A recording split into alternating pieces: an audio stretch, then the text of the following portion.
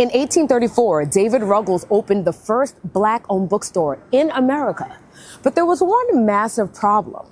Black people were getting kidnapped on the streets of New York, like all the time. And this bookstore saved up to 1,000 people. Let's set the scene. What in the world was going on out here in these streets?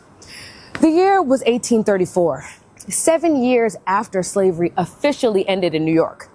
Black New Yorkers were legally free, which translates to kinda, sorta, not really very far from free. Yeah. Slavery was abolished up north, but it was in full effect in the South. And why is this important information? Because the little Northy North still relied on Southern slavery money. New York's economy was tied to cotton. Crazy. Banks financed plantations, insurance firms insured actual human beings as property. So while the city called itself free, New York depended on bondage. And freeing enslaved people threatened New York's big business, right? All the money. It was at risk. Lots of racist weirdos weren't digging free people walking around because they were dollar signs to them. And tensions were high, and this bookstore added fuel to the freedom fire. I'll get to why in a second, but back to kidnapping. So how was kidnapping still possible? The Fugitive Slave Act of 1793. You could be standing right here, like I am, and some loser can accuse you of escaping slavery. You're arrested, dragged to court, and sent to the South. Even if you carried free papers, even if you lived in New York your entire life.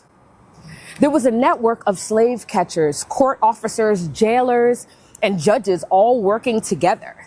Abolitionists called them the Kidnapping Club because they were using the law to kidnap people.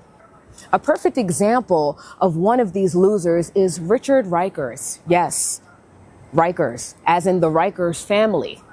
Rikers Island. Yes, racism is one hell of a drug. Am I right?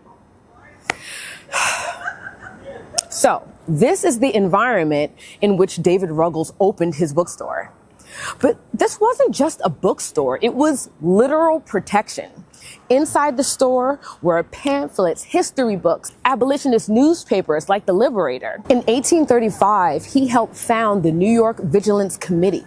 It was like neighborhood watch for abolitionists, neighbors protecting neighbors. They monitored slave catchers, warned Black residents, intervened in court cases in real time.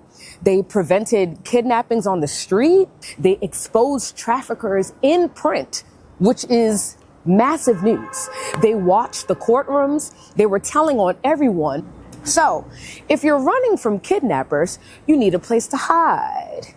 And y'all are not ready for this. This bookstore also became a stop on the Underground Railroad. Crazy. A young man arrived here after escaping slavery. Ruggles took him in, sheltered him, connected him with work, and sent him up north. That man was Frederick Douglass. Yes, the Frederick Douglass. And it is cold as hell out here. But let's not forget, Ruggles was agitating powerful systems. And to make matters better, he created the first Black magazine, the Mirror of Liberty. He exposed kidnapping operators. He named traffickers publicly. He interfered with profits. He challenged federal law. He wasn't just fighting mobs, he was fighting structure. And now, the part that we all knew was coming. The racist weirdos that I was talking about earlier, yeah, they destroyed the bookstore. They burned it down to the ground. Yeah. The harassment never stopped for David Ruggles. His health deteriorated, his eyesight failed, eventually becoming blind. He died at only 39 years old. But hundreds of people were freed and uplifted because of him. In only 39 years of life, he created the first Black-owned bookstore in America. He created what will become a stop in the Underground Railroad. He created the first Black magazine and took in Frederick Douglass. from slavery. When you think of New York greatness, hustle, purpose, always keep David Ruggles in mind. This is what I have so far right now. This is all I know. But let's continue the conversation. If you know more, tell us more in the comments. Let me know where we should travel to next. It's beautiful, beautiful.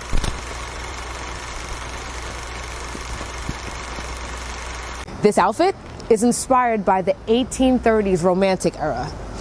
The 1830s were all about exaggeration. The Romantic era loved drama. It was emotion, spectacle, exaggeration, right? Volume above, volume below, and a cinched waist. Fashion doesn't just follow politics, it absorbs it.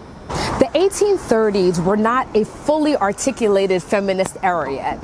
Women were starting to participate in reform movements, education, and abolition movements.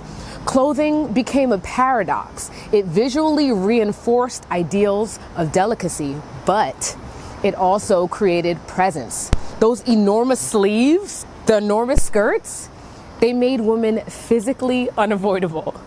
And that's awesome. The ladies were taking up space. The pieces I chose are actually from the 1980s, another decade obsessed with shoulders, exaggerated proportion, power shoulders, defined waistlines, expanded silhouettes. Different century, same visual language. Fashion stitches time. History leaves its marks, and this is a city of canvas.